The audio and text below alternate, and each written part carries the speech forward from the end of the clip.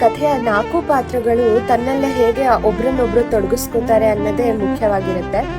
ಈಗ ಪ್ರಾರ್ಥನಾಳ ಜೀವನದಲ್ಲಿ ದೇಬಶಿಶು ಬೇಕಂತನೋ ಬೇಡವಂತನೋ ಅವಳಿಗೆ ಇಷ್ಟ ಆಗ್ಲಿಕ್ಕೆ ಶುರು ಆಗ್ತಾನೆ. ಸ್ವಲ್ಪ ದಿನಗಳ ಮುಂಚೆಗೆ ಅವಳು ಅವನನ್ನ ಇಷ್ಟ ಪಡಬಾರ್ದು ಅಂತ ಸಾಕಷ್ಟು ಕಷ್ಟಪಡ್ತಾಳೆ, ತನ್ಗೆ ತಾನೇ ಅರ್ಥ ಮಾಡಿಸ್ಕೊತಾಳೆ. ಬಟ್ ಅದಾಗಲ್ಲ. ಅವಳಿಗೆ ದೇಬಶಿಶು ಇಷ್ಟ ಆಗ್ಲಿಕ್ಕೆ ಶುರು ಆಗ್ತಾನೆ. ಅವನ ಜೊತೆಗೆ ಅವಳ ಗೆಳೆತನ ಬೆಳೆಯೋದಕ್ಕೆ ಶುರು ಆಗುತ್ತೆ. ಅದಾದ್ಮೇಲೆ ಅವರು ಹೊರಗೆ ಹೋಗೋಕ್ಕೆ ಶುರು ಮಾಡ್ಕೋತಾರೆ. ಸಾಯಂಕಾಲದ ಕಾಫಿ, ಟೀ ಹಾಗೆ ಮಧ್ಯಾಹ್ನದ ಊಟಕ್ಕೂ ಕೂಡ ಜೊತೆಲೆ ಹೋಗ್ಲಿಕ್ಕೆ ಶುರು ಮಾಡ್ತಾರೆ. ಇದಲ್ದಲೇನೆ ಈ ಕಡೆ ಉರ್ಮಿಳಾ ಹಿಮವಂತನ ವ್ಯಕ್ತಿತ್ವಕ್ಕೆ ತುಂಬಾ ಆಕರ್ಷಣೆಗೊಳ್ತಾ ಇರ್ತಾಳೆ. ಇದೆಲ್ಲದರ ಮಧ್ಯದಲ್ಲಿ ಪ್ರಾರ್ಥನಾಳಿಗೆ ಹಿಮವಂತನ ಬಗ್ಗೆ ಸ್ವಲ್ಪ ಟೀಕೆಗಳು ತನ್ನಲ್ಲಿ ಹುಟ್ಲಿಕ್ಕೆ ಶುರುವಾಗುತ್ತೆ. ಈಗ ಇಲ್ಲಿ ನಾವು ನೋಡ್ಬೋದು, ಒಬ್ಬ ವ್ಯಕ್ತಿನ ನಾವು ಪ್ರೀತಿ ಮಾಡ್ತಾ ಇದೀವಿ ಅಂತಂದ್ರೆ ನಾವು ಪ್ರೀತಿಯಲ್ಲಿದ್ದಾಗ ಅವನ ಎಲ್ಲಾ ಒಳ್ಳೆತನಗಳಾಗಿರ್ಬಹುದು, ಅವನ ಎಲ್ಲ ಕೆಟ್ಟತನಗಳನ್ನು ನಾವು ಕಡೆಗಣಿಸಿ ಬರೀ ಒಳ್ಳೆತನನೇ ನೋಡ್ತಾ ಇರ್ತೀವಿ.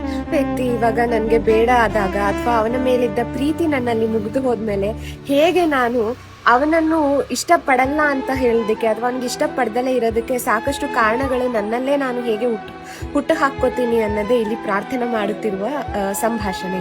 ತಾನು ಬುದ್ಧಿವಂತಳಾಗುತ್ತಿದ್ದಾಳ. ಮೊಸರನ್ನದ ತುತ್ತು ಬಾಯ್ಬಿಟ್ಟುಕೊಳ್ಳುವ ಮುನ್ನ ಹಾಗಂತ ಒಮ್ಮೆ ಕೇಳಿಕೊಂಡಳು ಪ್ರಾರ್ಥನಾ. Why not?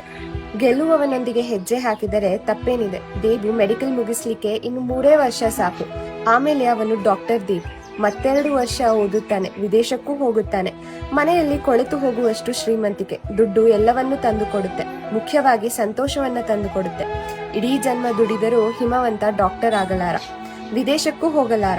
ಯಾವತ್ತೋ ಒಂದು ದಿನ 60 ರೂಪಾಯಿಯ ನೈಟಿ ತಂದು ಕೊಟ್ಟ ಅಂತ ಎಷ್ಟು ದಿನ ಸಂತೋಷವಾಗಿರ್ಲಿಕ್ಕೆ ಸಾಧ್ಯ? ಹಿಮವಂತ ನನ್ನನ್ನು ಪ್ರೀತಿಸುವುದಕ್ಕಿಂತ ನಾನೇ ಅವನನ್ನು ಪ್ರೀತಿಸಿದ್ದು ಜಾಸ್ತಿ. ಎಷ್ಟು ಸಲ ಗೋಗರದ ಮೇಲೆ ಅವನು ಒಲಿದದ್ದು, ಎಷ್ಟು ದಿನ ಕಾಯಿಸಿದ್ದು. ದೇಬ್ ಹಾಗಲ್ಲ. ಇವನು ಬೊಗೆಸೆಗೆ ಬಿದ್ದ ಜಲಪಾತ. ಅವನು ಇಬ್ಬನಿ ಹನಿಯಂತ ಹಿಮವಂತ.